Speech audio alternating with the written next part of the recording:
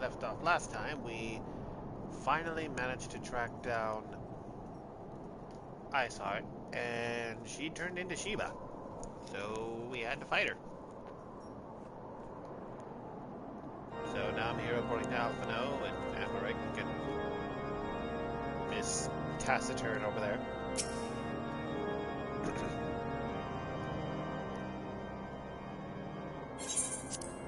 There he is, and none the worse for wear. Was there ever any doubt that the Warrior of Light would succeed? I think I speak for us all when I say that I should like nothing more than to hear the stirring tale of your victory, if you would be so kind.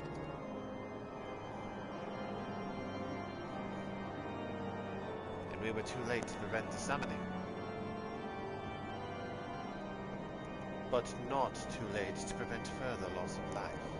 An outcome worthy of celebration. One for which we have Vakama to thank. Yes, you are right, of course, Sir Amaric. We should be content with what we have accomplished. I, for one, could not have wished for a better outcome.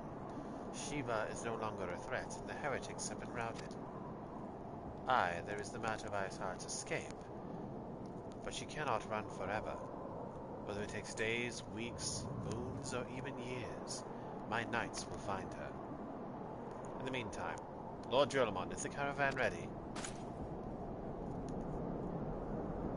The supplies that your men recovered have been prepared for transport, in accordance with your wishes. Rest assured that my knights will see them safely to Revenant's Toll. Of that I have no doubt. I take it these are the self-same supplies the heretics stole from the House Sportom caravan. Less the crystals which comprise the bulk of the shipment, yes. Scarcely a fraction of that which was promised, but a meaningful contribution to your port, all the same. Ah, on an unrelated note. Vakama, might I trouble you to accompany me to Camp Dragonhead at your earliest convenience? It is not for my benefit. A certain lord was most distressed when he learned of your intent to risk life and limb to stop Iceheart. It took half a dozen nights to restrain him, I'm told.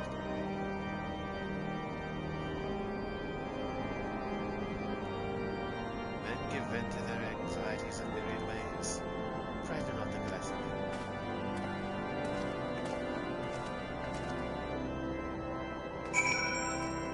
Needless to say, I am going to admit this right out. While I definitely know that I can voice male characters, if I tried to do the same voice as the particular voice actors who do it, I am not going to be anywhere near close. Like, I may get close with some, such as with La Habrea and Narialis. But not 100% accurate. Also, how often do you see this? Flying monkey! Or flying gorilla, to be more accurate. All of the fates, get out of my way!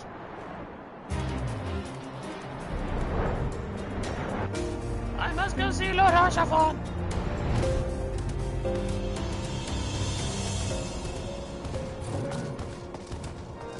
Boing.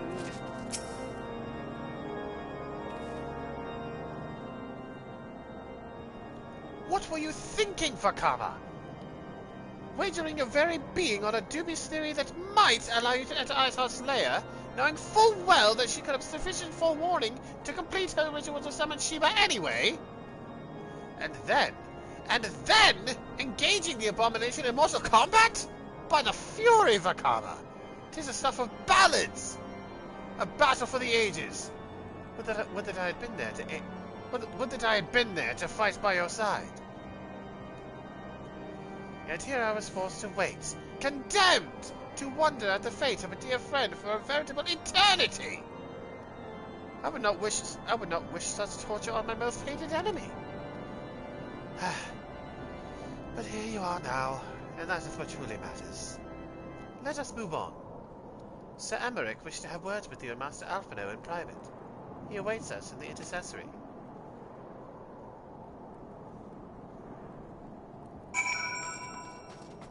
Okay.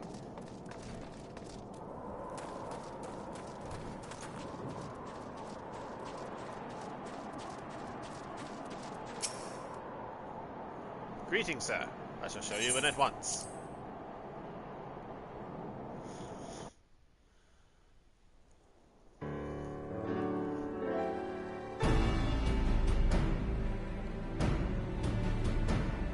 On behalf of the Holy See of Ishgard, allow me to express my deepest thanks. Never before have we been required to contend with a primal. Indeed, there were fears in some quarters that our knights might not be equal to the task. From what we have now learned of these beings, I can say with certainty that we would have lost a great many men had the Scions not intervened. Then the argument for preemptive action should be self-evident. Perchance now you will reconsider my proposal that Ishgard move against Nautalon. Ere we first met, a similar proposal was tabled, but the Holy See decreed that we were to observe, and that military action should be taken only in self-defense. All things considered, it was not an unreasonable decision. Since the calamity, 2 vigils have fallen to the Horde, while Garuda has never shown any inclination to storm the gates of judgment. Which is why this unprecedented crisis and its resolution may prompt a change in policy. You who have faced these primals know well the threat they pose. Ishgard did not. Not until now. And there is naught like a brush with death to change a man's outlook. At the very least, this should silence any lingering objections to our arrangement with Revenant's Toll. The Holy See may even feel moved to grant us its formal endorsement. So far as it is possible, the Scions shall be compensated for their service. We should be grateful for any aid you can provide. As a gesture of good faith, I shall withdraw my previous request. Your people are doubtless needed elsewhere. That will not be necessary. We, too, have a vested interest in watching Dravania's movements. I see. Once more, I must thank you. Sir Emmerich, if I may, do you truly believe that Midgard-Zoma could return?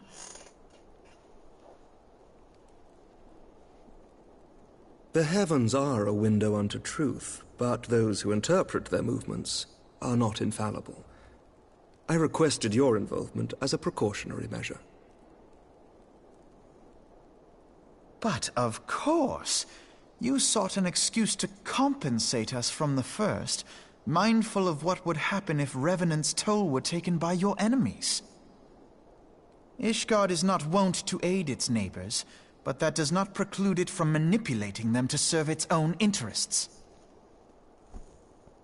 Choose your next words carefully.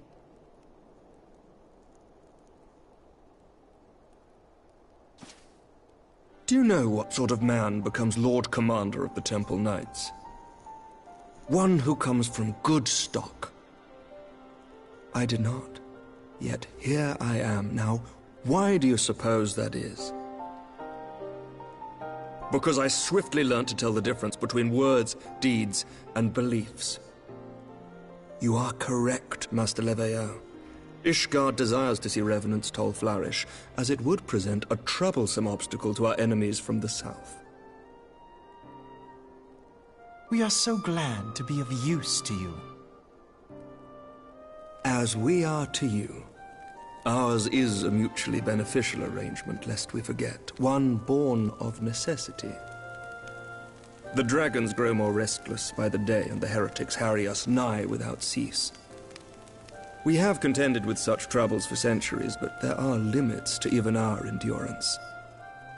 Yet as a pauper is loath to part with his meager possessions, the leaders of Ishgard are not wont to render up their trust to outsiders. But with perseverance on our part, they may yet be made to see the light. Nevertheless, one must take care when walking the road less traveled. Wise words, Sir Emmerich. I shall make a point to remember them. I must apologize for my earlier outburst. I hope it will not sour our good relations. Not at all. You but spoke from the heart. I trust you understand that at times my duties may prevent me from meeting with you. On such occasions, my second-in-command will speak for me.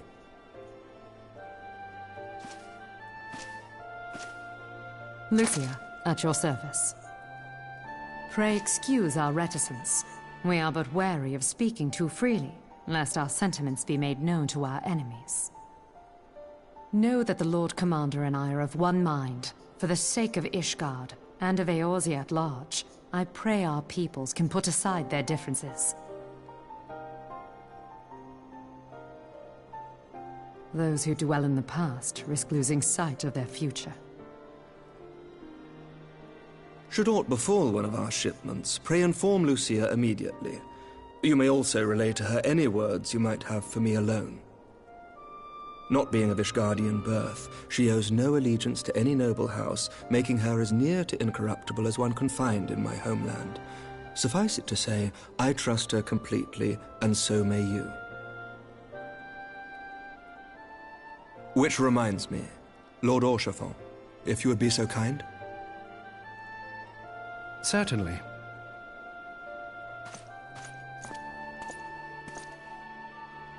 In times such as these, trust is ever in short supply.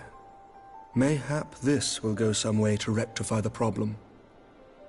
The results of our investigation into the heretics' recent attacks, as well as our interrogation of the merchant you detained. Sir Emmerich, I cannot thank you enough. Think nothing of it.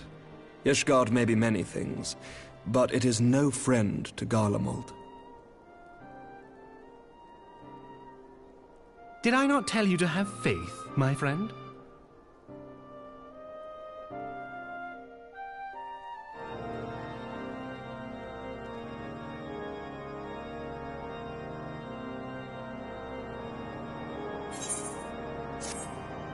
You did, Archibald. You did.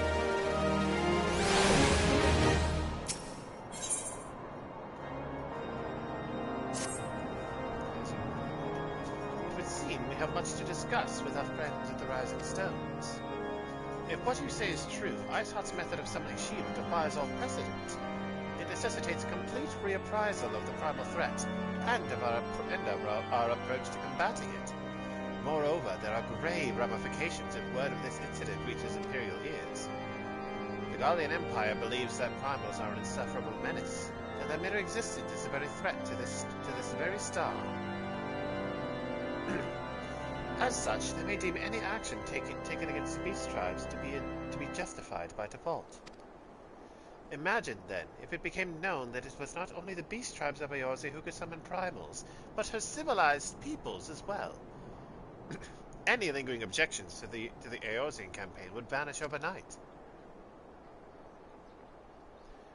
Where before we had to contend with a single Imperial Legion, we could well find ourselves facing the combined might of all Garlemald. But I speak unadvisedly. Come, Vakama, it is better that we continue this conversation in Mordoni. Okay.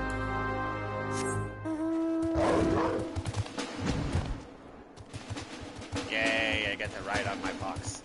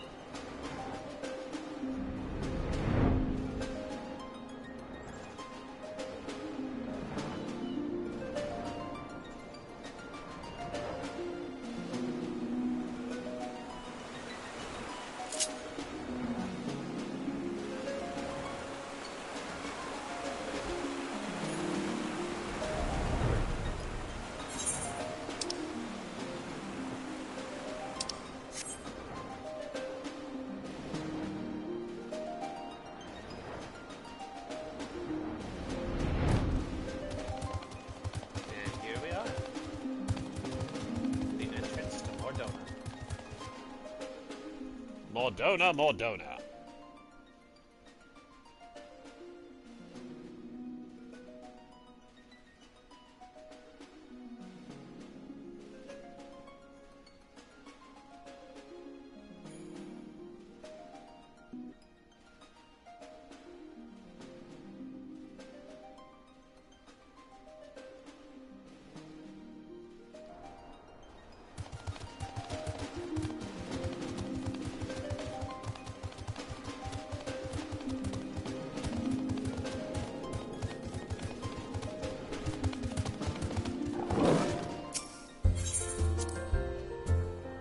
Rising stones we go.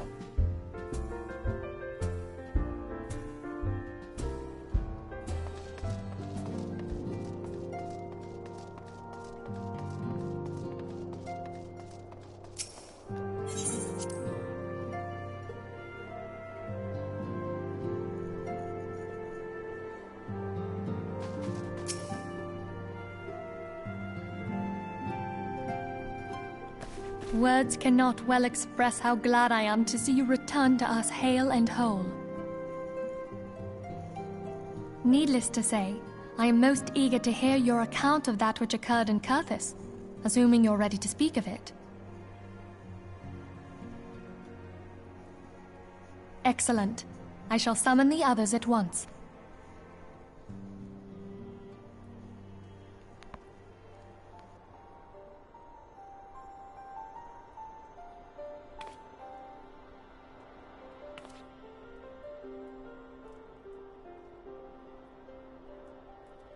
Iceheart used her own body as a vessel for a primal soul? Master Louisoir's writings make no mention of such a possibility. Can we be certain this entity was a primal? As certain as we can be that good King Mogulmog XII was a primal, I should think. Both were ostensibly summoned. Let's not quibble over definitions. Of more concern is the implication that Iceheart retained her will, even after she was possessed. We are talking about a mortal, wielding the power of a primal.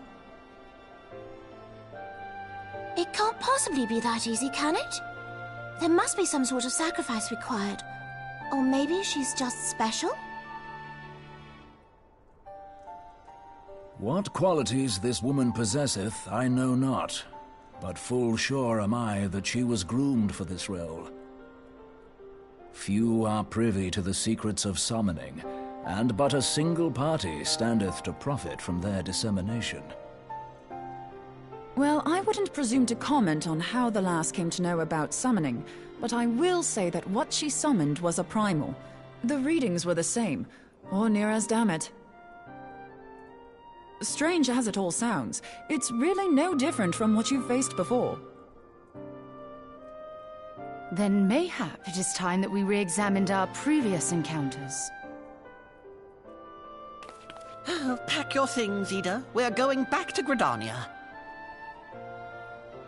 Yes, sir.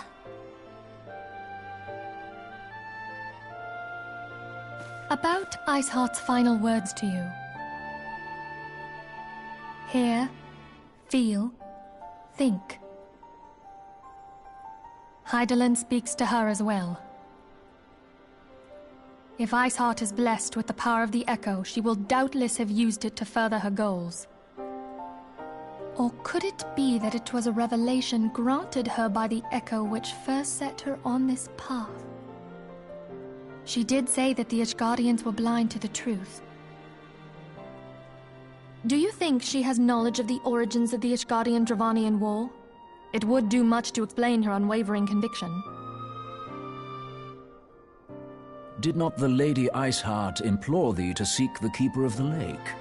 And did she not imply that in so doing thou wouldst come to see with eyes unclouded?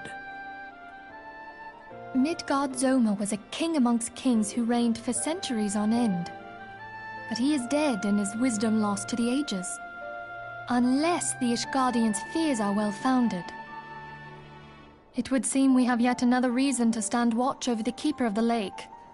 For a mercy, we are well positioned to do so. Iceheart, Shiva, Ascians, and Midgard's Oma. I shudder to think how they're all connected.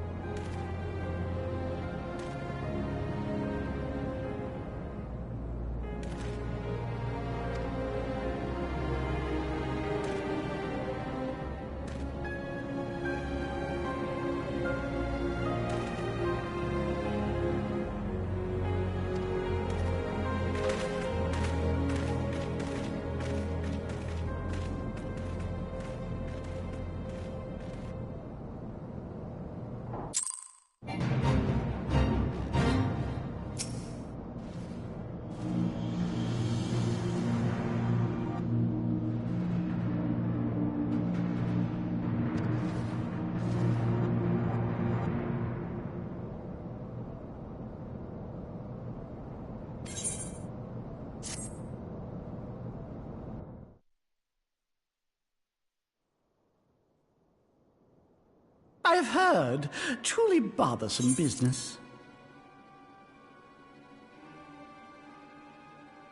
No, I do not foresee a problem on that front.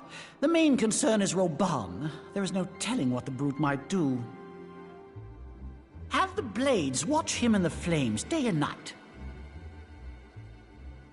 You may leave the Sultana to me. I shall personally attend her grace.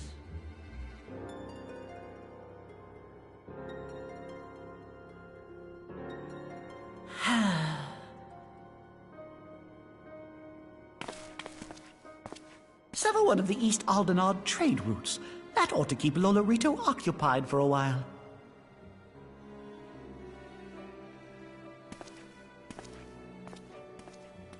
Nanamo Ulnamo. For my sake, pray be a good little Sultana to the last.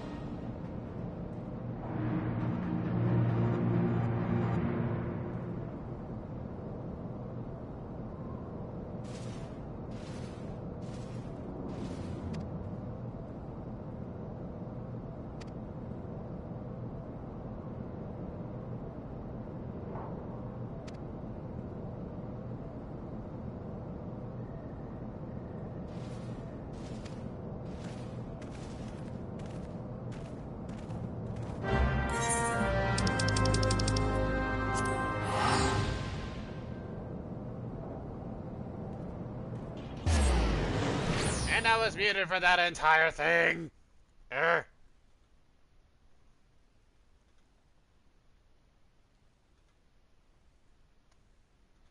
Son of a mother trucking moo.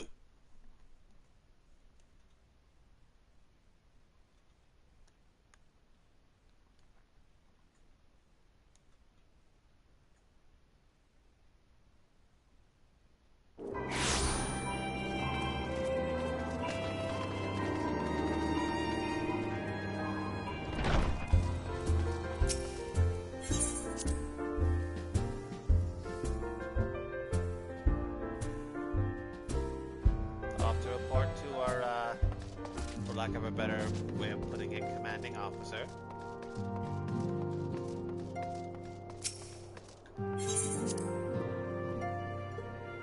Alphino may be commander of the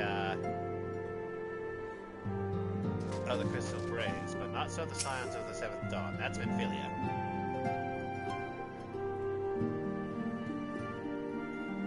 Welcome back, my friend.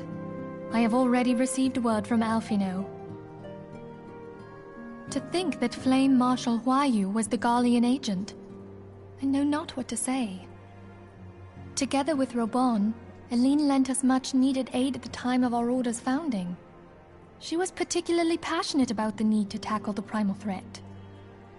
When we discussed the subject, her eyes fairly shone with determination.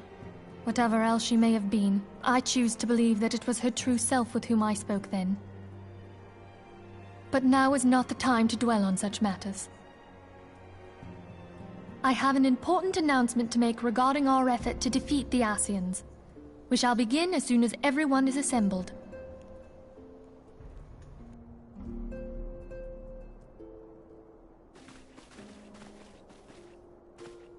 My thanks for coming, friends.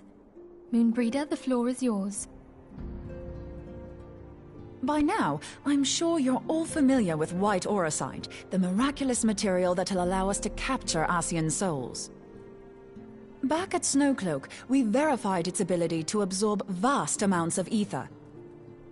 Alas, it leaves something to be desired in the area of stability. The stone can only store ether for a short while before expelling its contents. In addition to Auracite's inherent limitations, we must needs be wary of our enemy's strength. Our foe draweth upon an infinite wellspring of power. Even should we succeed in entrapping him, the stone will not long contain his wrath.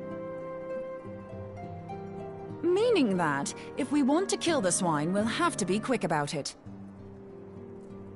'Tis our belief that an Ascian soul may be permanently undone, if smitten by a sufficiently concentrated burst of pure ether. The only trouble is, we can't say for sure how concentrated the burst needs to be. Without knowing how much ether an Ascian soul is composed of, we're basically guessing. Our sole clue lieth in thy struggle with La Hebrea. During that encounter, Heidelin bid you forge what she called a Blade of Light, a weapon which took the form of a luminous stream of energy. Based on your description, we believe the blade with which you vanquished your foe was composed of ether. Admittedly, your victory proved ephemeral, as La Hebrea was able to use a crystal of darkness to flee into the space that lies between our world and the void. The fact remains, however, that Heidelin placed the means to destroy the Ascians in your hands. Be that as it may, it would be unwise to assume that she will do the same when we next encounter such a foe. Quite so, my lady. We must needs find the means to forge our own blade of ether, one to equal that which Heidelin did benevolently bestow upon her champion. That is all well and good, but it seems to me that producing such a blade will require a prodigious quantity of ether. Whence will it come, pray tell? Oh, what if we had 2 pieces of white orosite? One to trap the Ascian, and the other to store the ether for the blade. Oh, nice try. But it's as I said, the stone won't hold ether for any length of time. We'd still need to collect the stuff there and then, sorry to say. And therein lies the rub. Finding a way to create the blade whenever and wherever we choose. 'Twould seem more research is in order. I'm going to linger a while, perform a few more tests on the orosite. And I could do with some help. Urianger, why don't you lend me a hand? Mine apologies, but I am required at the Waking Sands. Lady Minfilia hath given me sole charge of the premises. 'Twould be unseemly to leave them unattended. Sole charge, you say? So you're basically alone there, then? Well, that settles it. I'll just have to come to you.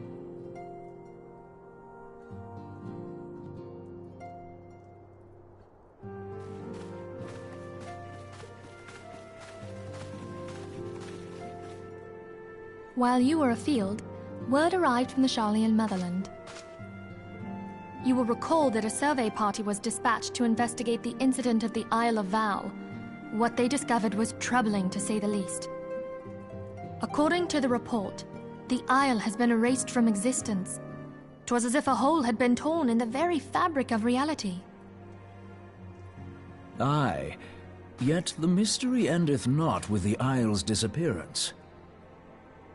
It hath come to light that a number of scholars in various other locales were reported missing at a similar juncture. What's more, they all had something in common with the head of the students of Baldessian. Every last one of them was researching a phenomenon called dimensional compression, or the rejoining as the ancient texts call it. I'll be damned if that's a coincidence. All indications suggest Ascian involvement, but I sense that a force greater still is at work. The entity the Dark Beings call the One True God. We must pray that my dear friend Kryl regains consciousness soon. If she bore witness to the Isle of Val's final moments, she may be able to shed some light on this mystery.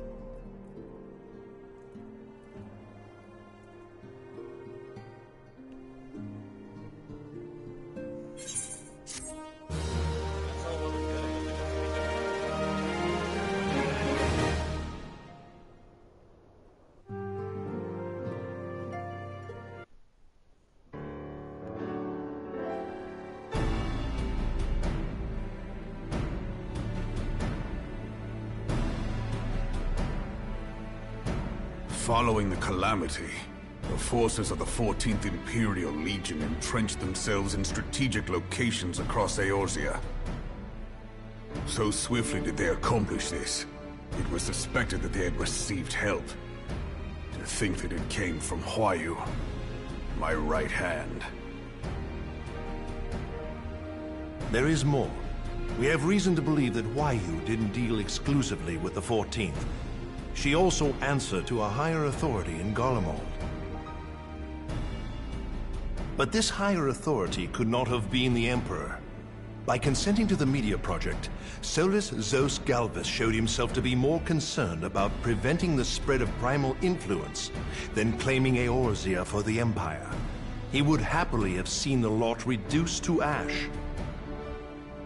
We believe a number of high-ranking figures within the royal household were against the decision, but that they knew better than to oppose the Emperor openly.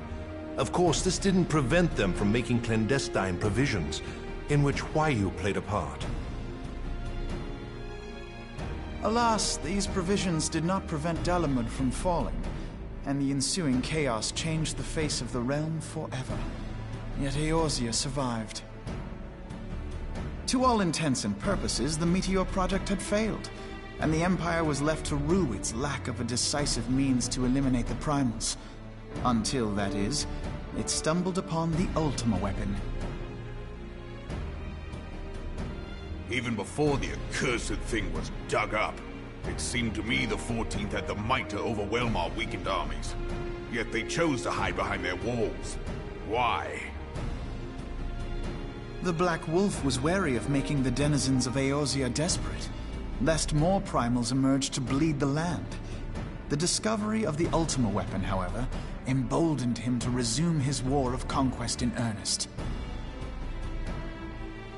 But there was one in Garlemald who believed that Van Belsar's actions were premature. One who stood higher in the Imperial Army's chain of command. He ordered the Legatus to halt his advance, only to find that the Black Wolf had slipped its leash, and that the 14th now acted alone. In a bid to bring Van Belsar to heel, he used the agent he had planted in Ul'dah prior to the calamity to undermine the Legion's efforts. A man who outranks Van Belsar, yet opposed the late Emperor's decision to annihilate Eorzea. This could only be the former High Legatus of the Garlean army, now known as Emperor Varus Zos Galvus. So he was Huayu's true master. But one of several in actual fact. We've learned that even as Huayu served the Empire's interests, she sold Imperial secrets to a certain faction in Eorzea. In so doing, she helped to maintain the status quo, thus prolonging the conflict. Considering who stands to profit from war, it isn't hard to imagine who her other masters were. Seven hells! You mean to say that she was a double agent? Huh, triple, if you consider her services to Van Belsar and the new Emperor as separate. As neatly as these pieces seem to fit, one aspect of the puzzle remains unclear to me. By whose will was the Marshal feeding intelligence to the heretics? And try as I might, I fail to see how aiding their cause would profit either her Imperial or Monetarist masters. Could it be that another hand is at work here? If so, Huayu must be made to reveal whose it is.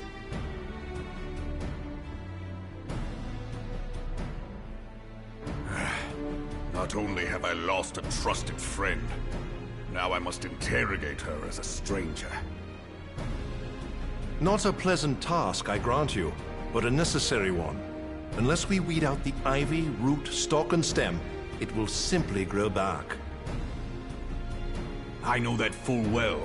Those closest to Huayu have already been detained, and I will question them alongside her.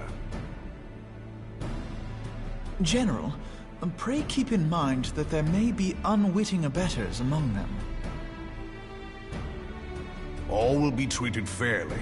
On that you have my word. Those who are innocent have no cause to fear. You have ever been a friend of truth, General. I hope the unpleasant task of weeding out falsehood will not detain you too long. Though it be for the sake of Eorzea, doubting one's comrades is poison to the soul. And with that, I take my leave.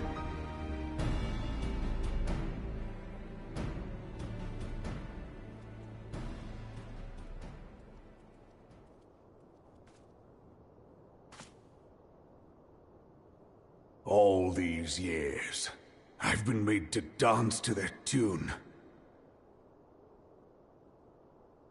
How could you, Huayu? How could you side with them?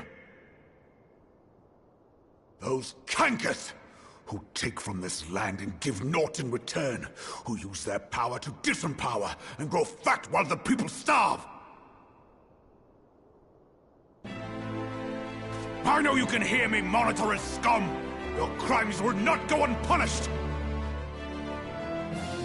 Until you have purged this land of your sickness, before the eyes of the 12, I swear it!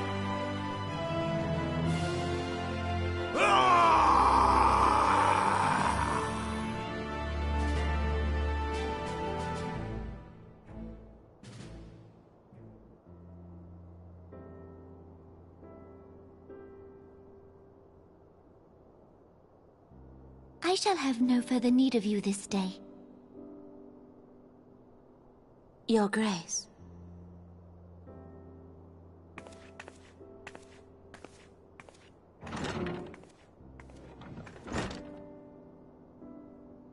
I fear that not even mine own chambers shall remain private for long. Has the situation grown so grim?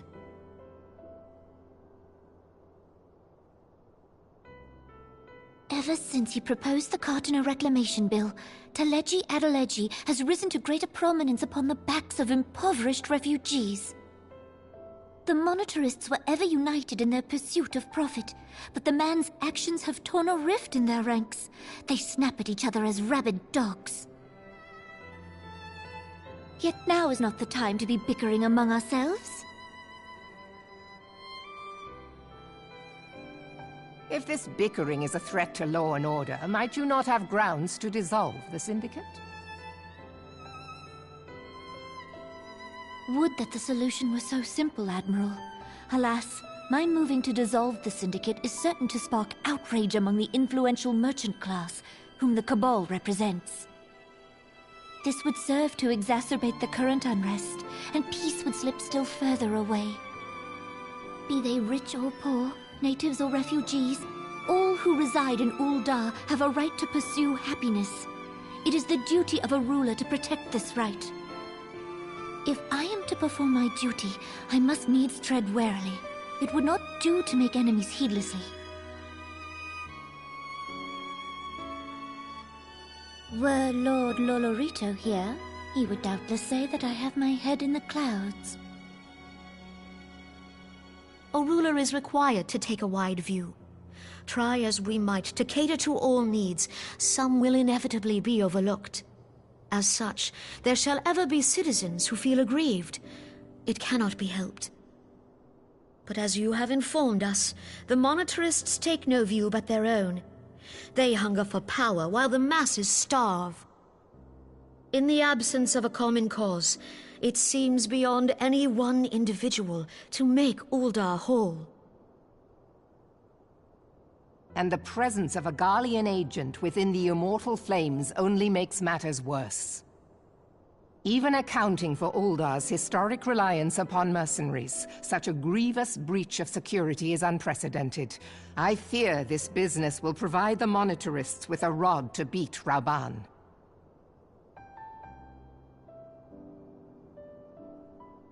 Eorzea can ill afford for the Immortal Flames to be dampened now. Ere long, the Garleans will turn their ravenous gaze toward our lands once more. If we are to resist their might, our nations must stand together. Yet for this to happen, our nations must be whole. Cannot be done to improve the situation in Ul'dah.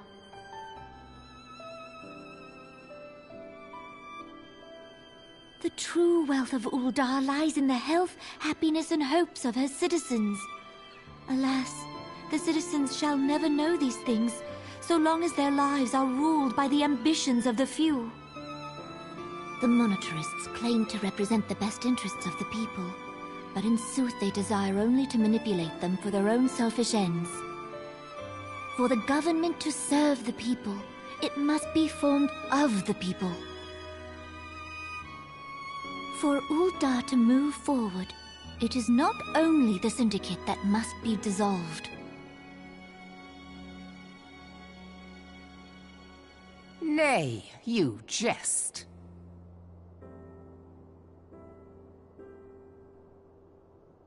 My friends, it was for no other reason than to make known to you mine intent that I requested your presence here. When I make my declaration to the people, chaos shall inevitably ensue. As the last monarch in the line of Ul, I make unto you this request. Help Roban to preserve order and protect the people.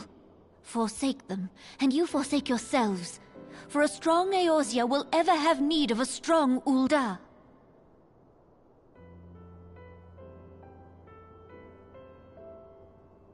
Your Grace, are you certain of this? There is no other way. When the time is ripe, the nation shall become a true republic. Both royalists and monetarists shall cease to be. Uldar will no longer belong to kings or queens or merchant princes, but to her people.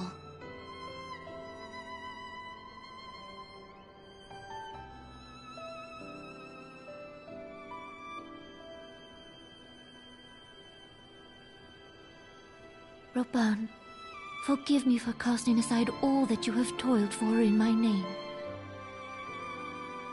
Beyond this gesture, I am powerless to help my subjects.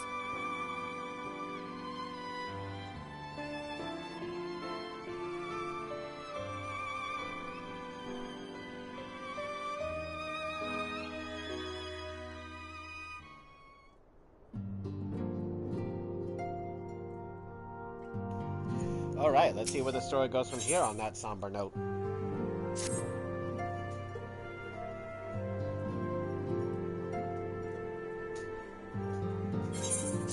I am most eager to address the Ascian threats. However, we dare not neglect our other pressing concerns.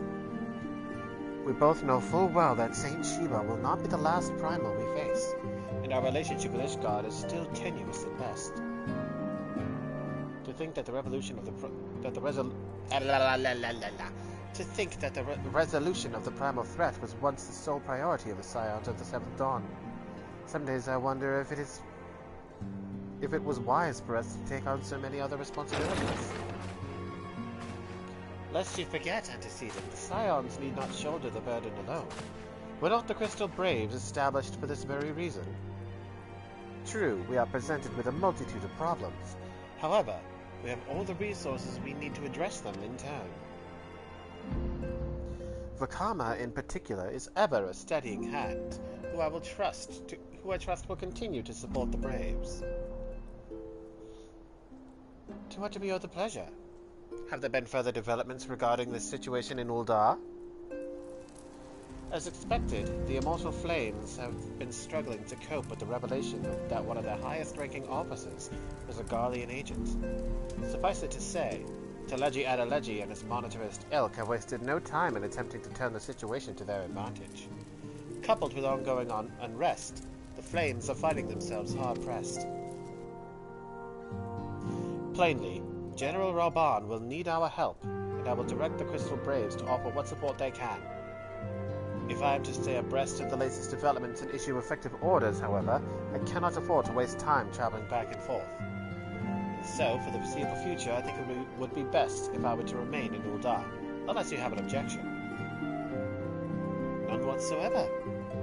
We have matters here well in hand. Mimbrida's research is proceeding as planned. So she tells me, though I am not familiar with the details. Urianger is poring over his tomes at the Waking Sands, and the others are contributing in their own ways.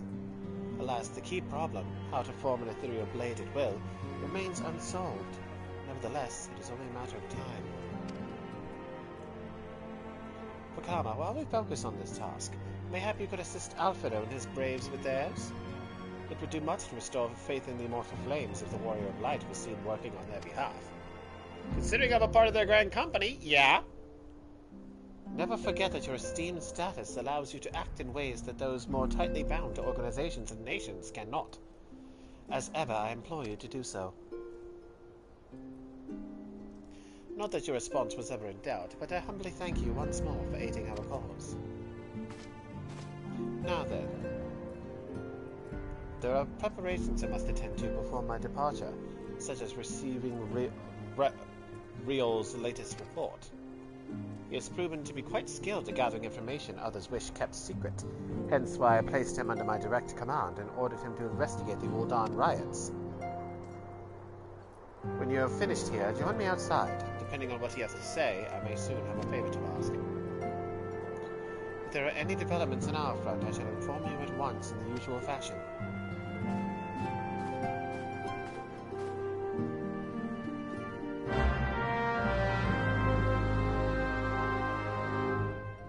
Yeah, alright, what am I doing?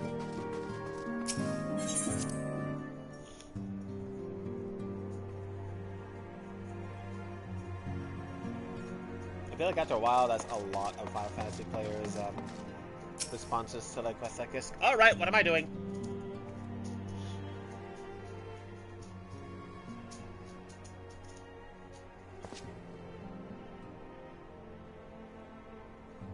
Pleasure as always, Vakama. You'll be escorting the commander to Ul'Da, I take it? Actually, I had another task in mind for him. If you would be so kind as to repeat your report for his benefit. Right then. Me and mine have been making inquiries into the source of the weapons that found their ways into refugee hands a ways back. So happens we caught wind of something promising. A rather large purchase of sharp and pointy things by a black marketeer holed up near Highbridge. I doubt that this man would have secured such a quantity of weapons if he did not already have clients in waiting. Clients that, for whatever reason, would prefer for this transaction to remain secret. Brings to mind that merchant what caught at Arrow while talking to Vakama, don't it? Generous fellow he was, doling out swords and spears to the downtrodden and disgruntled. Which isn't to say these clients have the same mischief in mind. But if you want to be sure, it might be prudent to intervene before they collect their goods. Savvy?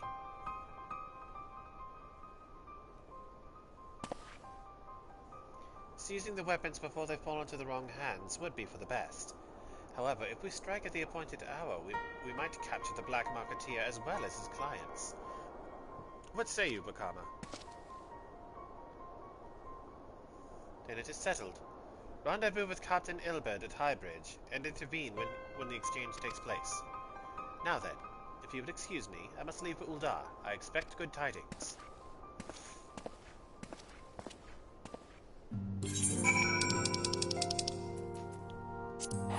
Camp Drybone is where I need to go, and I just cancelled the teleport. Go me!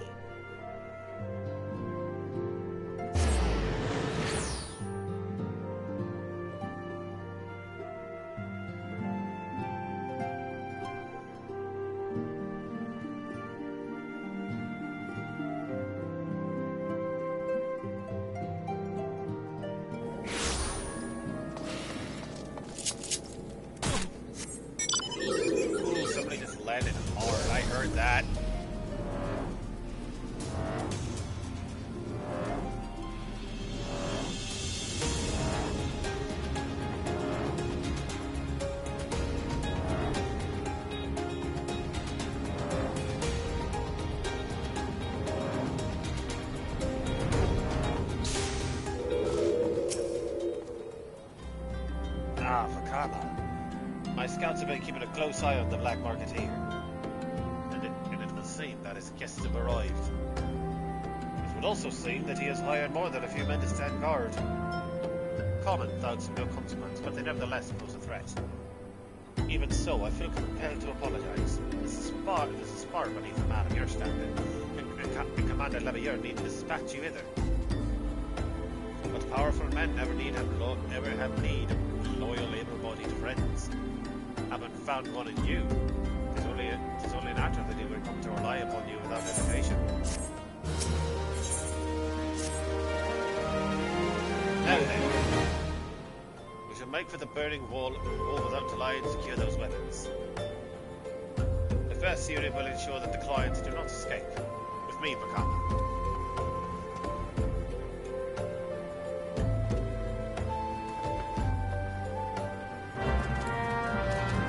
Okay, let's go.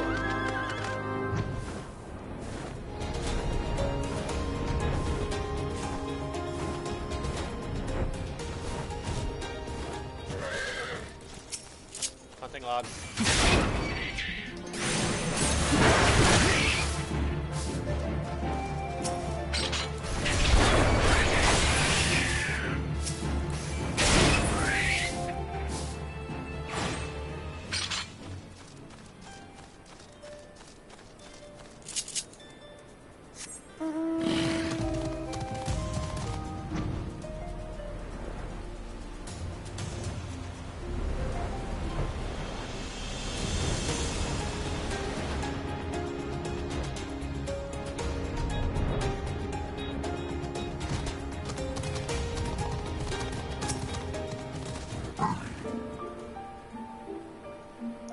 The one man, but there are sure to be others. I have a plan. While you approach the sentry and create a distraction, my men and I will slip past and catch the black marketeer unawares. Once you've disposed of the thugs, wait for us outside the tunnel entrance. Any questions? And let us be off. Good luck, my friend.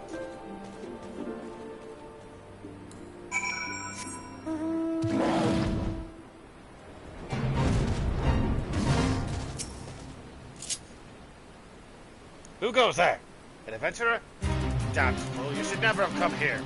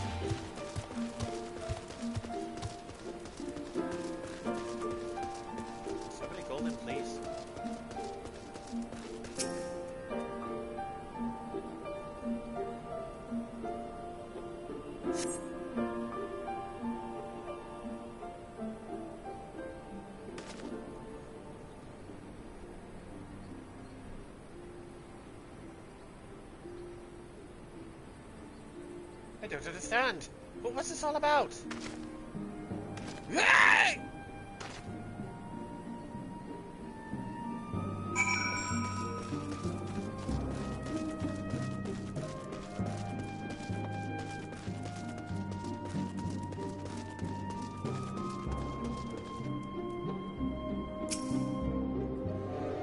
Gilbert, what did you do?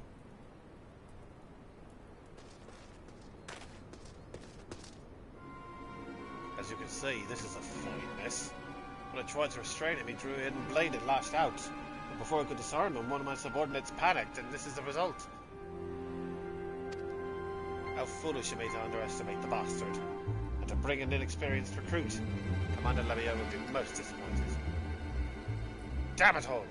A golden opportunity wasted.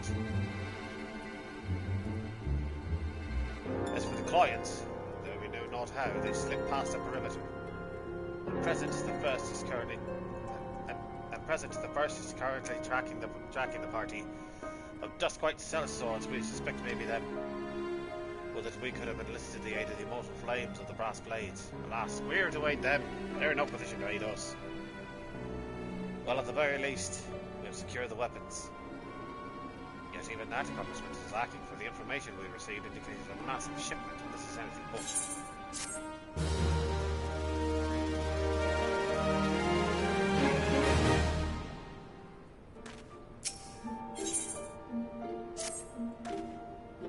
I will join the first in their hunt for the Duskwhite sellswords. If the gods are good, we will catch them before they escape into the Black Shroud. In the meantime, I ask that you deliver these weapons to Uldar in my stead. Entrust them to the third Juyase. He will take care of the rest.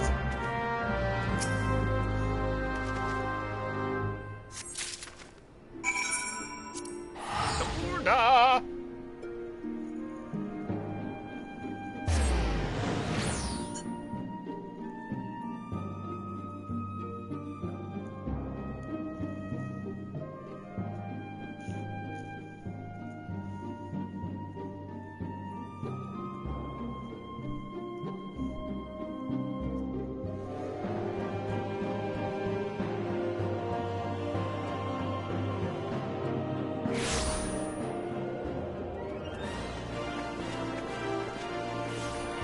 Okay, that person was just T-posing a little bit.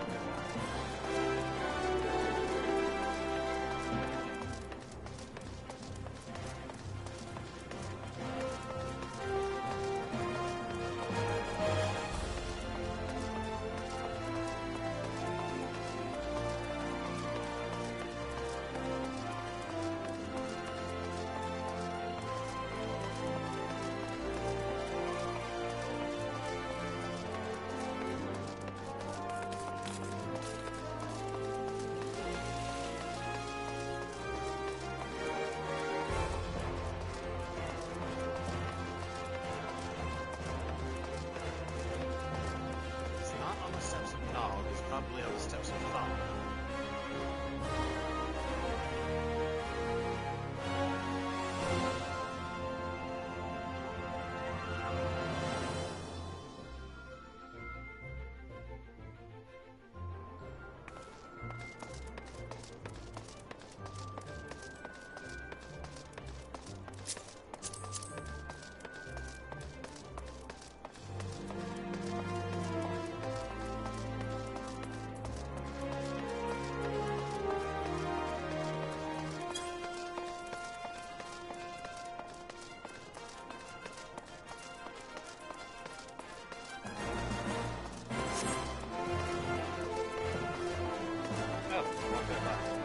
Anyway, right now I will be right back. I need to use the bathroom.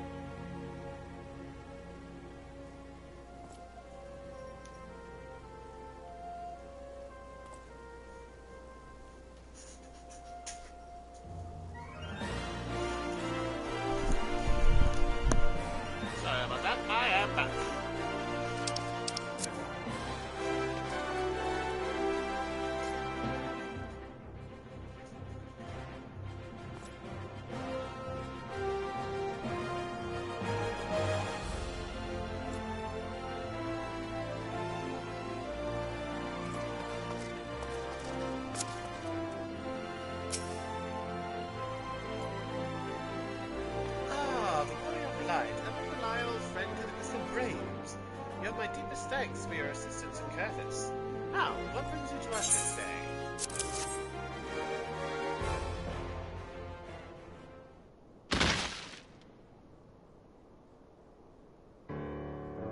The gift of weapons from a certain black marketeer, courtesy of Captain Ilbert, you say?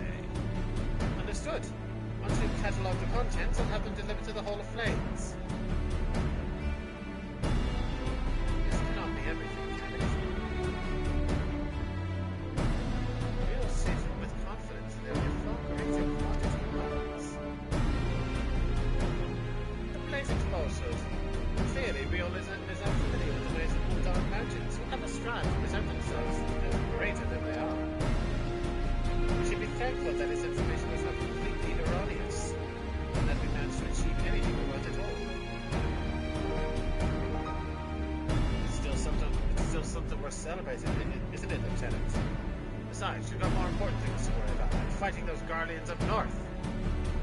There'll be no fighting if I have anything to say about it. Our orders are to stand watch, not to seek glory in battle. If you'll go for the need of us, then I shall take my unit to the cerulean processing plant. Time for the Portugal and their keep, eh? Fight well, Eliane, for the freedom of all.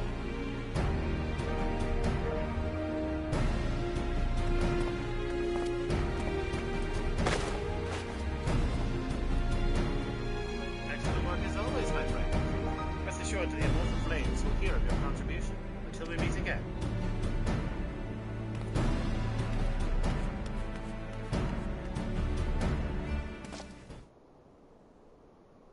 Vakama, a word if it please you.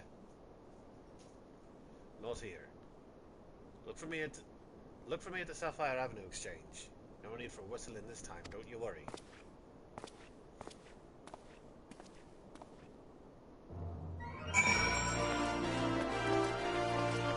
Okay.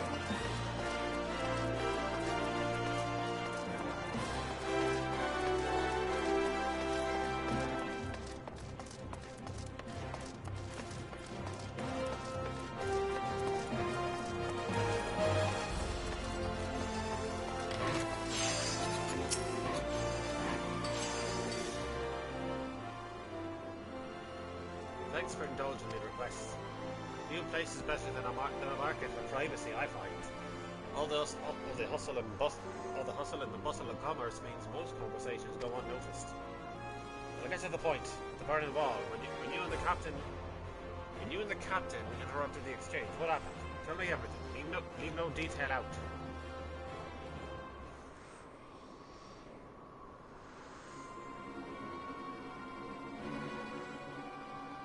That's not quite how the first went.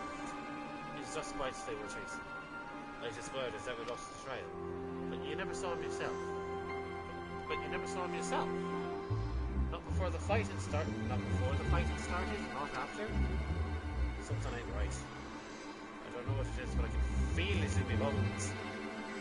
I'm not daft enough to be misled by some conscience drunken boasts. Our information was reliable, goddammit. I know he purchased those weapons. As if I've never deciphered a moneylender's books, nor had to follow a transaction back to the source. Did plenty of that back when the Braves were getting started, believe me.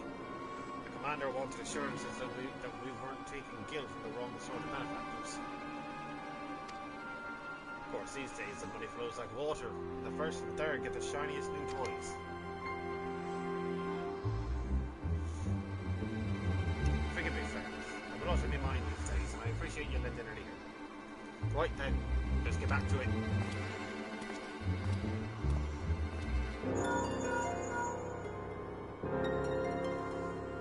Vakama, can you hear me? This is Shitaru.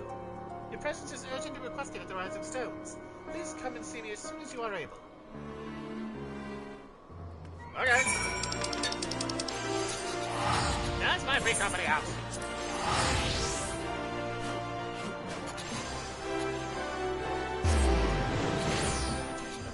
Though to be fair, I should probably check my retainers.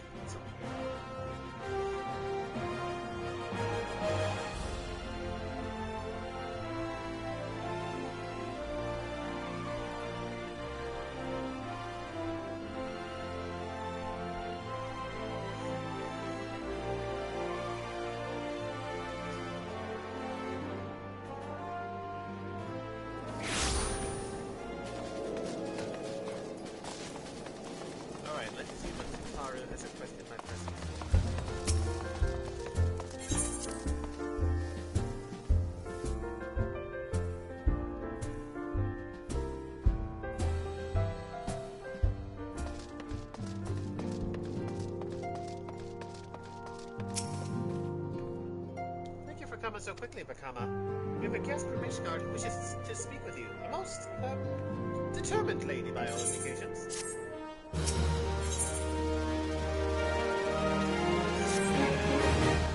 Our guest is with the antecedent in the solar at present. Let's not keep them waiting any longer, shall we?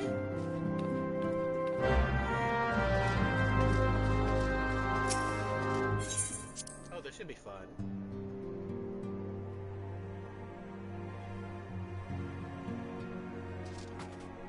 Lucia!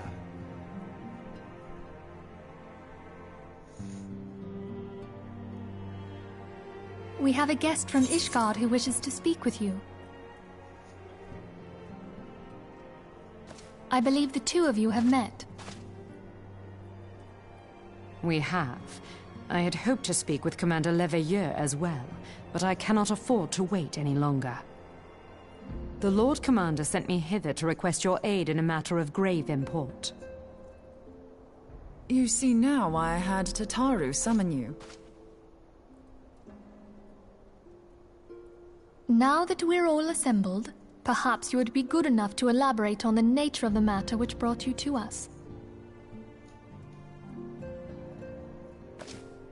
The Observatorium's astrologians have sounded the alarm.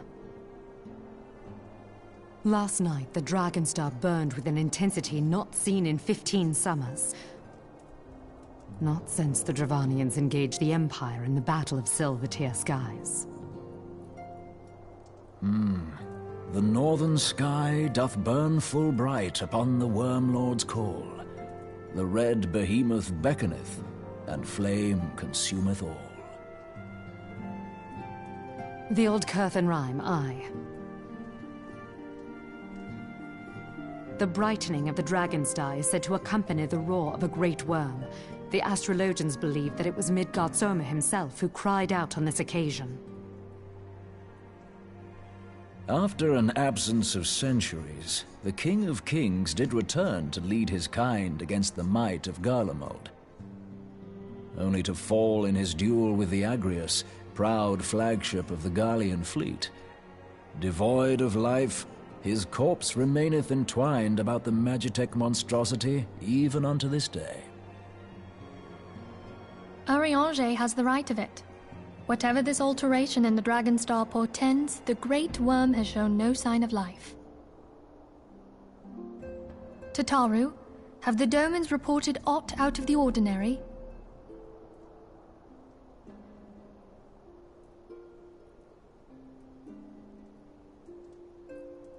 Correct me if I'm wrong, but if Midgard Soma had roared, wouldn't we have heard it here in Revenant's Toll?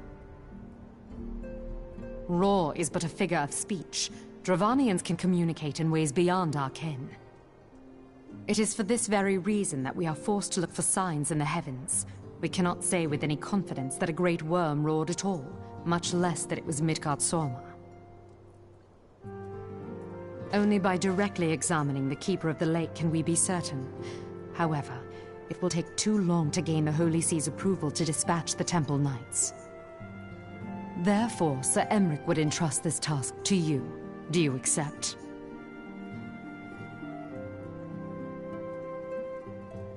We knew you would not disappoint us. Now, if you would excuse me, I must return and assist the Lord Commander. We have precious little time to prepare. To prepare for what, pray tell?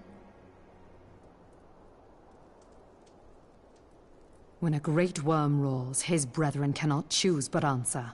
We prepare for battle.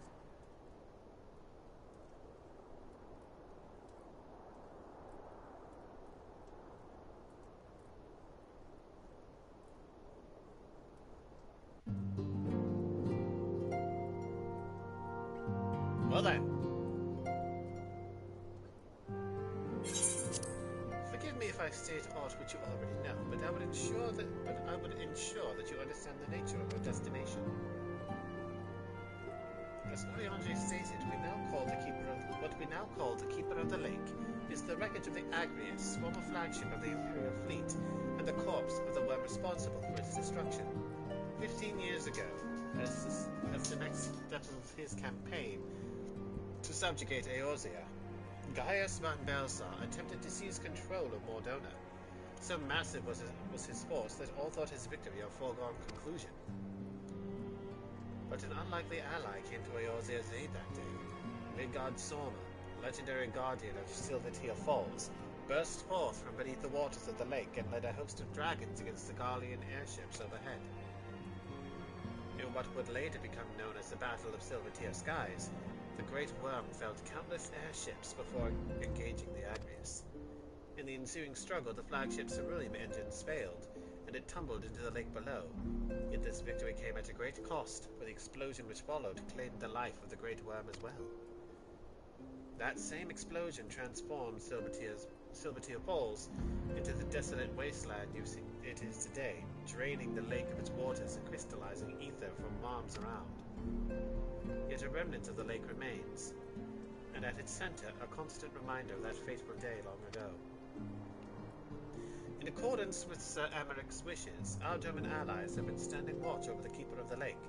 It would be wise to speak with them before investigating the wreckage yourself. Be careful, my friend. We know not what dangers await you within. Now then, let us not neglect our own tasks.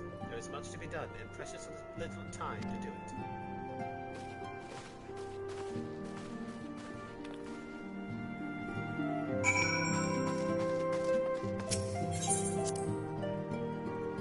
Okay, boss. I'll go do the thing.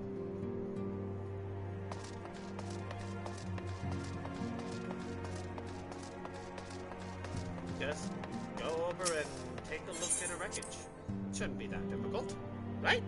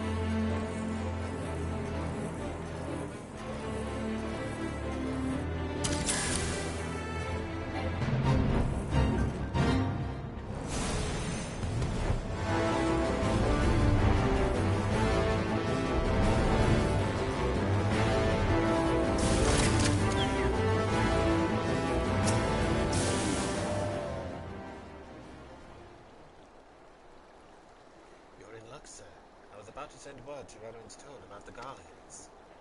Of late, I've seen small airships, likely from past a century, come and go from the keeper of the lake. Though I cannot say for certain about at this distance, I believe they may be salvaging something from within the wreckage. The Castrum's supply lines have been cut for some time, and I'd wager they're desperately in need of spare parts and other equipment.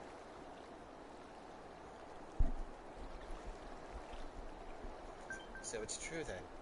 The Ishgardians honestly fear that the worm might rise again. Well, from here that seems rather unlikely, but if it's assurances they want, you've no choice but to inspect the corpse in its entirety.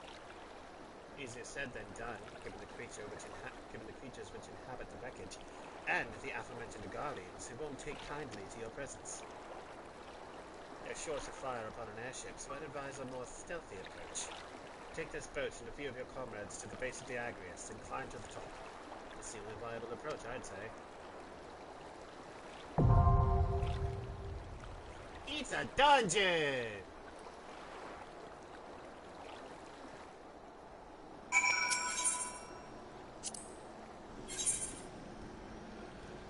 Let's do it!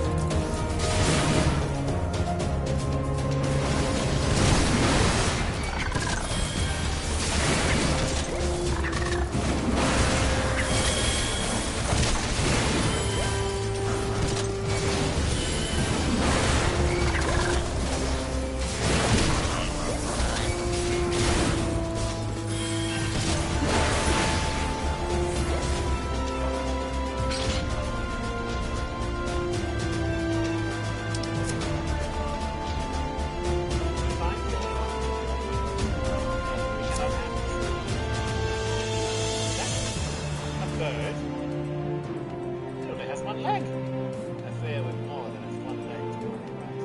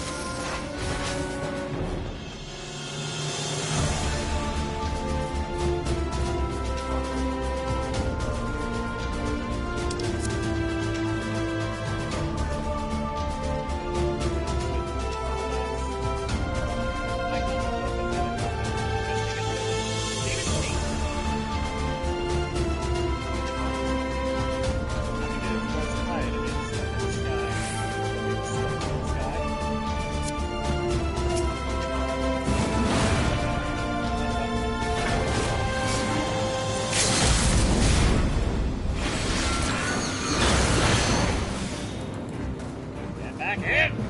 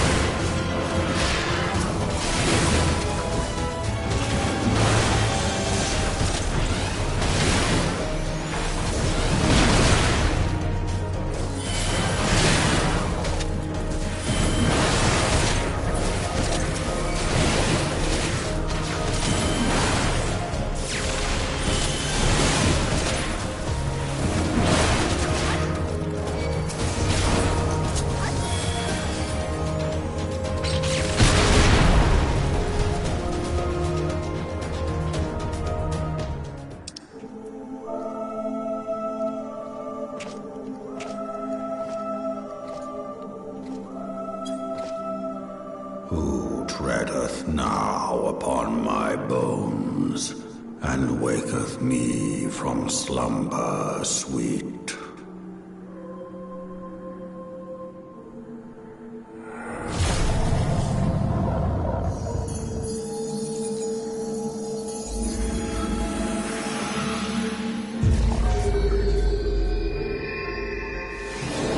Thou hast forgotten the face of thy lord.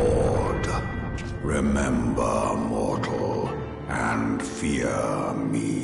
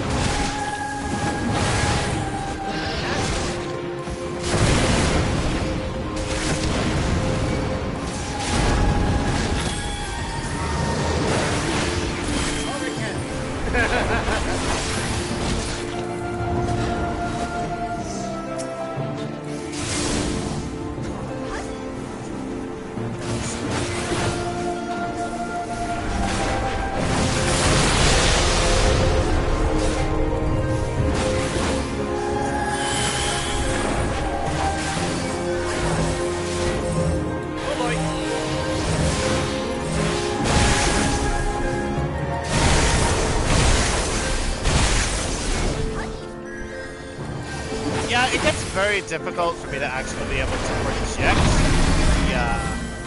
the lower registers of my voice. So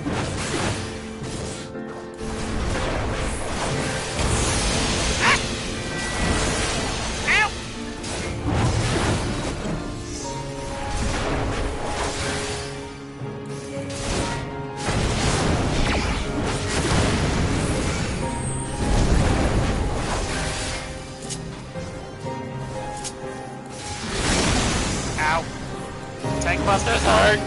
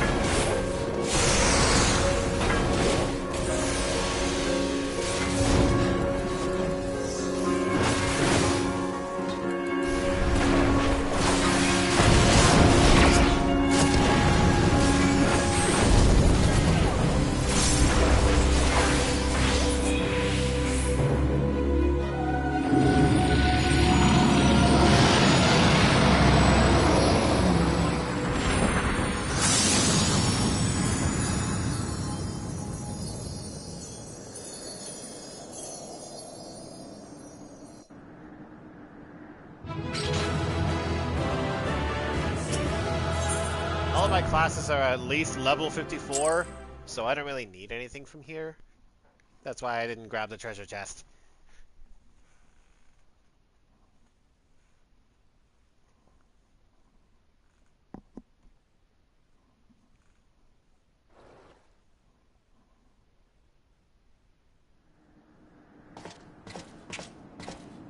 By her gifts hast thou earned a moment's reprieve.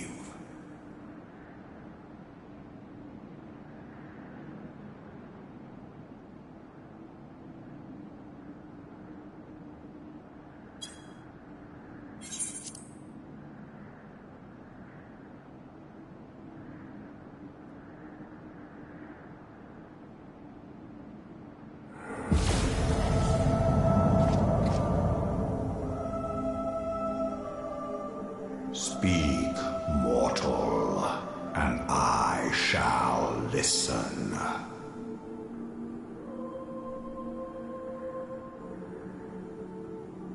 Guided by a star.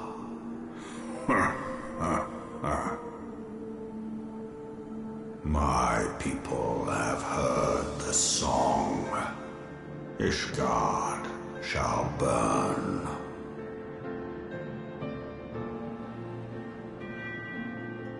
Sons must answer for their father's misdeeds. We do not forget. We do not forgive.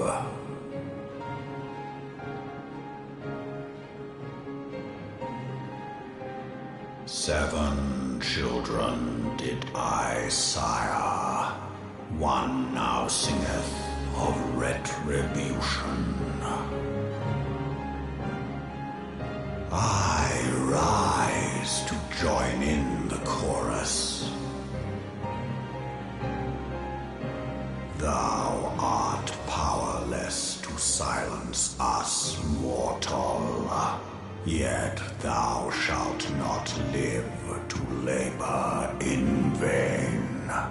Thy reprieve is at an end.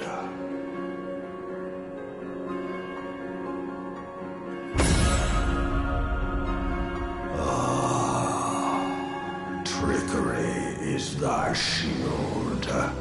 This frail, ignoble creature is not gifted, but chosen.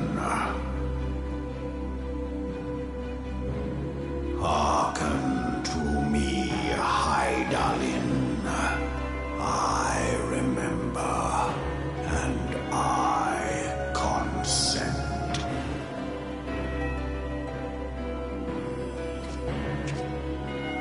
Fear not, mortal. I shall not harm thee.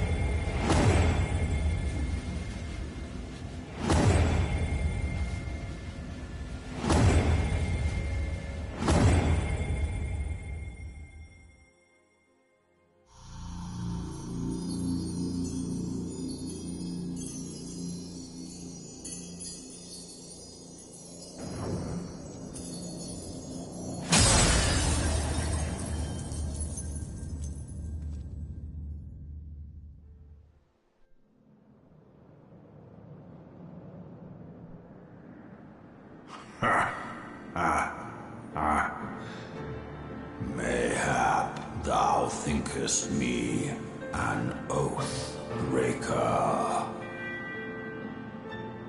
Thou art mistaken. If thou comest to harm, it shall be by another's hand, not mine.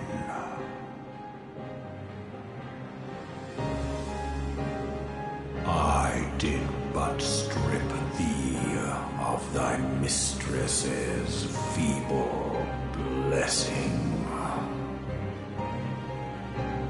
Thou didst profit much by her grace, but no more.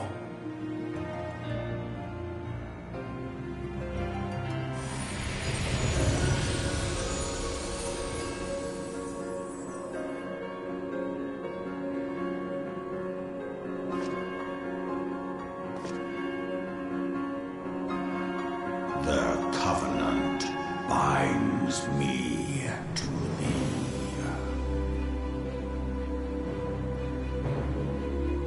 I shall watch, listen, and wait.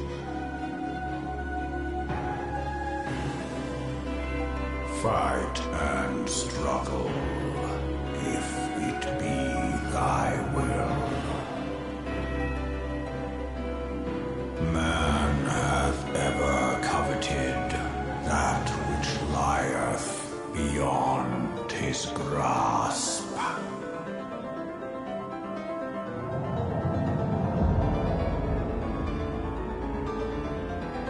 I drink of her body, and thence doth mine own find new life. When it hath grown whole, the loyal and penitent shall rejoice. The dragon song heraldeth our beginning and an end.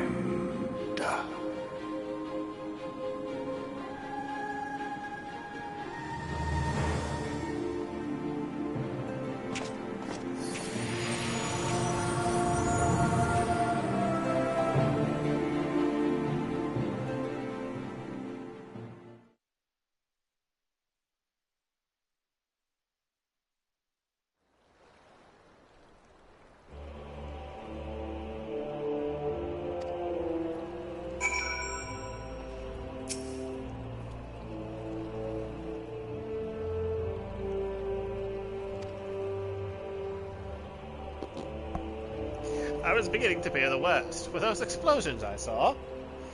Ah, but you shouldn't waste your time talking with me. Alphino left a message stating that you were to return to the Rising Stones at once. Okay.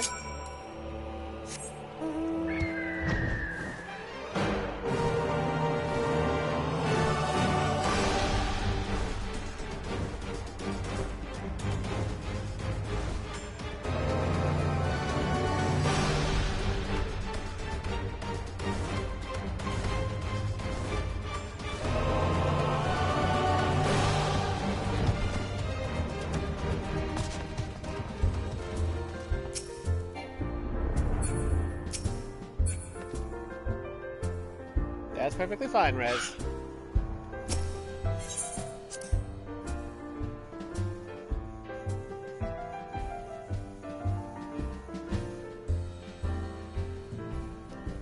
You didn't miss much. Just me heading from the shore of the lake to the Rising Stones.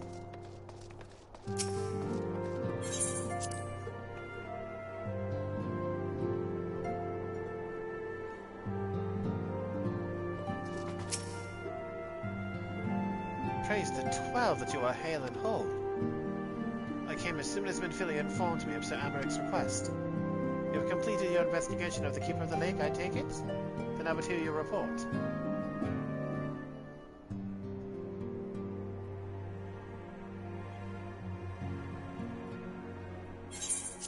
You conversed with Midgard Sorna. I swear, were anyone else to make such a claim, I would regard it as considerable skepticism. Are we to understand that the Worm Lord did not perish, and has in sooth lain dormant these past 15 years? Less a resurrection and more a rejuvenation, for he who dwelleth in eternity, years passing as moments.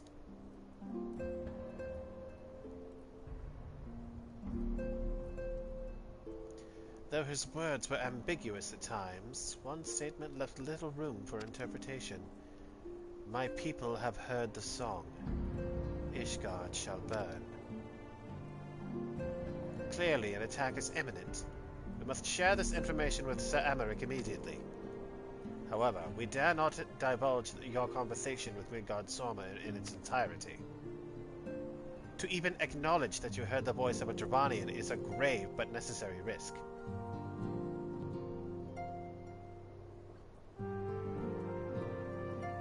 Alright, you take care, Rez. You do what you gotta do, my dude. Lest we forget, men have been executed as heretics for declaring as much. For your own protection and for the sake of our tenuous relations with Ishgard, the truth cannot leave this room.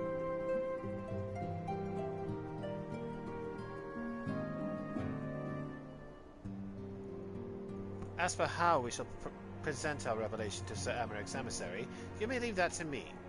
Pray remain here for now.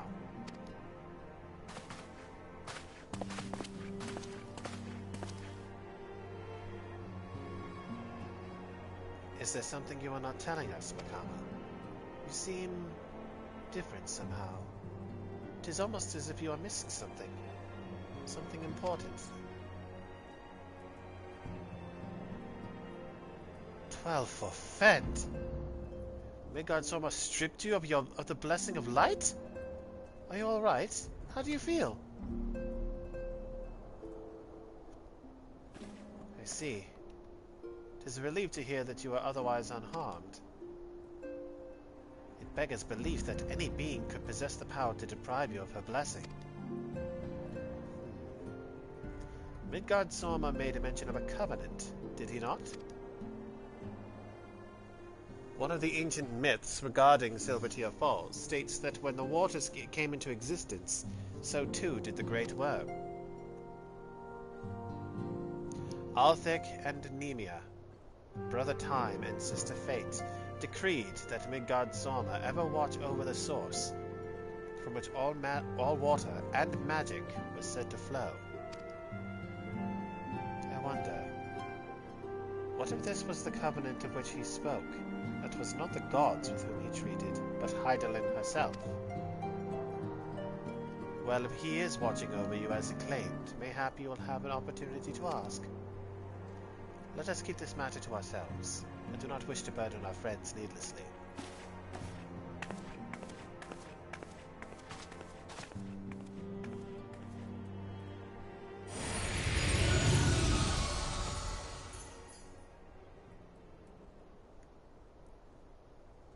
Art thou a pawn, or master of thy fate?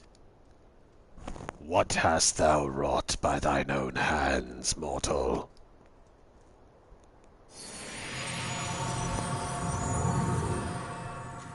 That voice is going to kill my throat!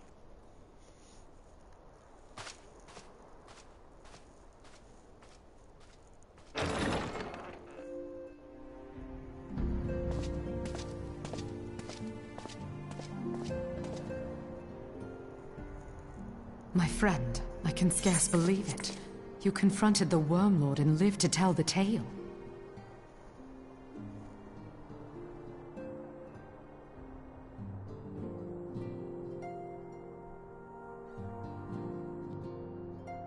I give thanks to Haloni for your preservation. It is our sole cause for gladness. Your encounter with the Keeper of the Lake served to confirm our fears. A great worm has roared, and it makes little difference if it was one of the two in Eorzea or any other.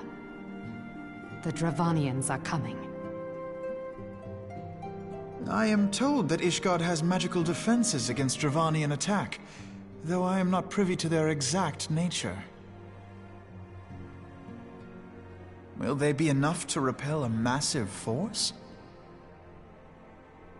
Ishgard has weathered countless assaults over centuries. This will be no different. And now that you have confirmed the threat, none can ignore the Lord Commander's calls for the wards to be strengthened.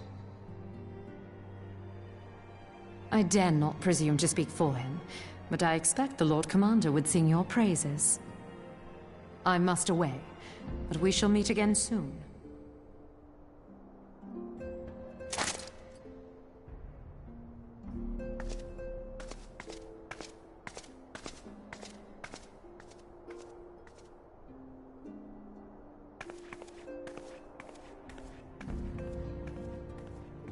Countless assaults weathered, and this will be no different?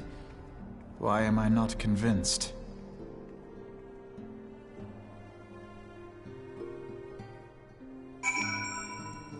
I'm sure you have your reasons, Alphino.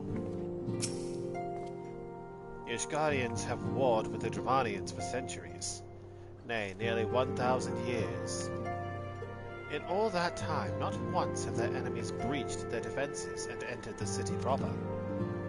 Yet regardless of how strong these magical wards may be, I nevertheless fear that the Ishgardians are underestimating the gravity of the situation. Though it was not Midgard Sorma who roared, a call to arms by one of the first brood cannot be ignored. Until such time as they choose to request our aid, however, we can do naught but observe the situation at a distance and pray that our fears are unfounded.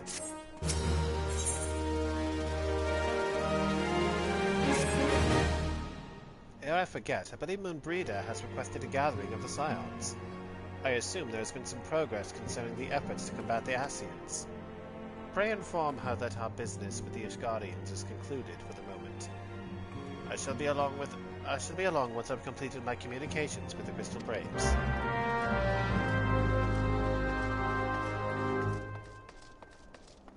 Hello, Moonbreeder. What can I do for you? All done with your talk of dragons? Wonderful, because Ascians are next on the menu. Let's head into the Solar, shall we?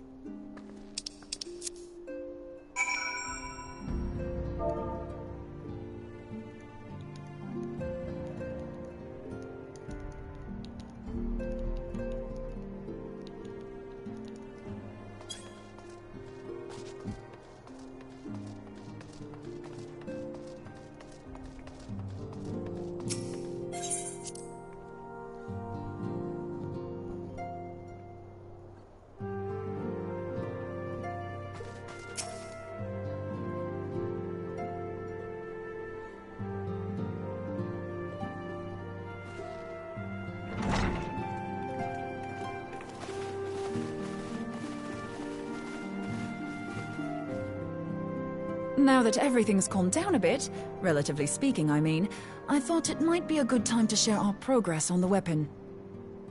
I believe we're on the verge of a breakthrough. Well, don't keep us all in suspense.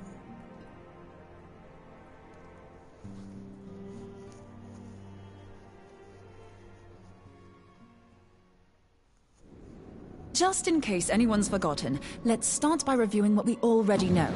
So, an Ascian is an immortal because its soul doesn't return to the ethereal realm when its host is defeated. Instead, it flees to the place that lies between our world and the void. Therefore, the first step to permanently defeating an Ascian is preventing its soul from making this journey. And if you recall, when we last gathered here, I had verified that white auracite has adequate capacity to entrap the beings, albeit only briefly. Which left the small matter of their extermination. Aye. To unmake an Ascian soul, one must needs smite it with a concentrated burst, or blade, of purest ether. However, we wanted for both the data and the means to forge such a weapon. Short of experimenting on an actual Ascian, you see, there's no way to gauge how much ether its soul is made of. As such, we don't know what etheric density our blade needs to have in order for it to work. So we'll just have to make the densest blade we can and hope for the best. Though that would require a lot of ether. Hang on a minute. Why didn't we think of this before? White Aurosite can hold an absolute heap of ether, can't it? Please tell me you're joking. God's sakes, Ida. I feel as though I'm reliving the same scene over and over with you. How many times do you need to be told that white Aurosite cannot store ether for long periods? Being intangible matter, ether is given to dispersion. Only in its crystallized form is it a stable source of energy. I will test you later on this, so see to it you do not forget. Right, yes. It's all coming back to me. So our hopes rest on good old crystals again, do they? While they are certainly reliable, they leave something to be desired in the area of portability. Indeed. I am reminded of the quantity of corrupted crystals required to thwart Leviathan, and the extraordinary lengths to which the Lamentsons went to transport them. What if it should prove that a similar quantity was needed to destroy an Ascian soul? Or still more? I do not envy the poor sod who has to lug all of that around, on the off chance that an Ascian appears. That's the very problem we set out to solve. And I reckon we've found the answer. If it isn't practical to lug around the ether we need, we'll just have to draw upon another source.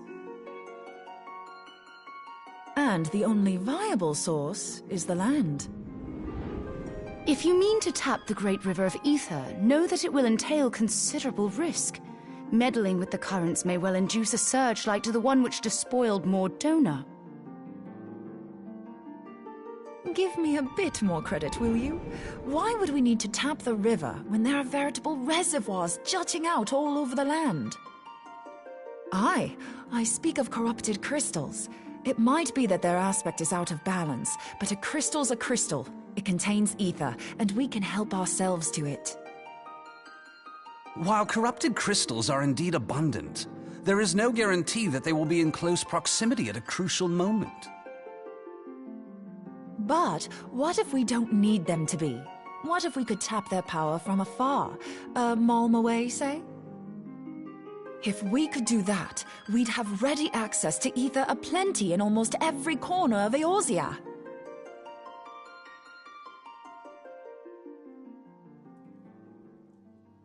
I've yet to put my theories to the proof, but I've got a good feeling about this.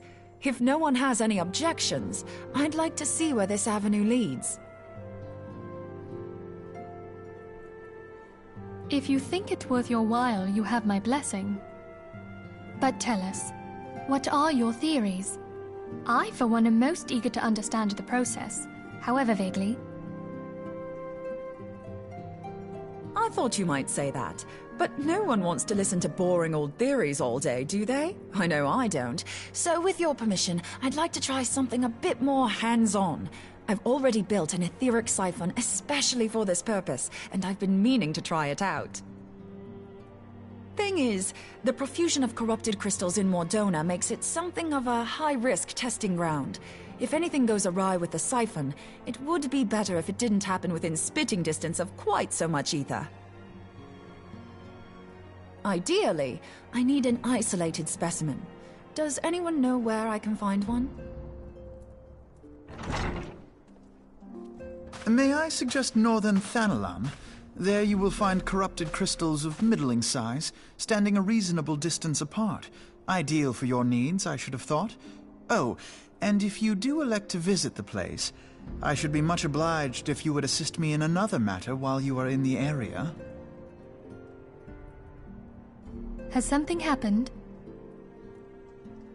Movement has been observed at Castrum Meridianum. During Operation Archon, the Alliance dealt the stronghold a heavy blow. Its facilities were extensively damaged, and its garrison reduced to a fraction of its former strength. Not long after our forces withdrew, however, their ranks were replenished by reinforcements from Castrum's sentry. They now seek to rebuild, and to this end they have their sights set upon the ceruleum processing plant. Having lost the Empire's support, the 14th Legion lacks the resources to sustain itself. To them, this is a bid for survival, and they will doubtless fight like desperate men.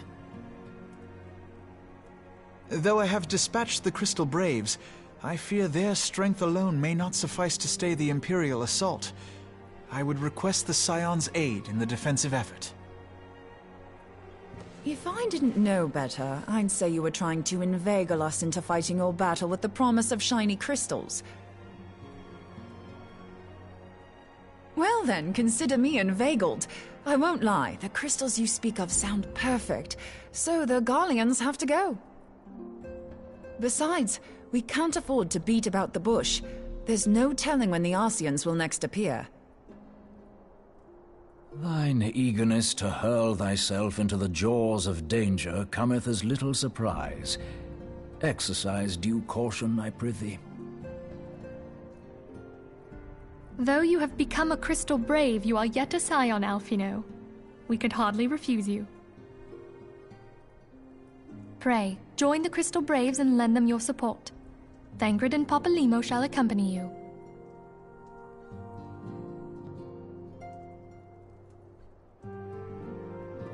Ida and Y'shtola, in the meantime I would have you assist Moonbreeder. Scout out the crystal clusters, that the testing may commence as soon as the Garlean threat has been eliminated.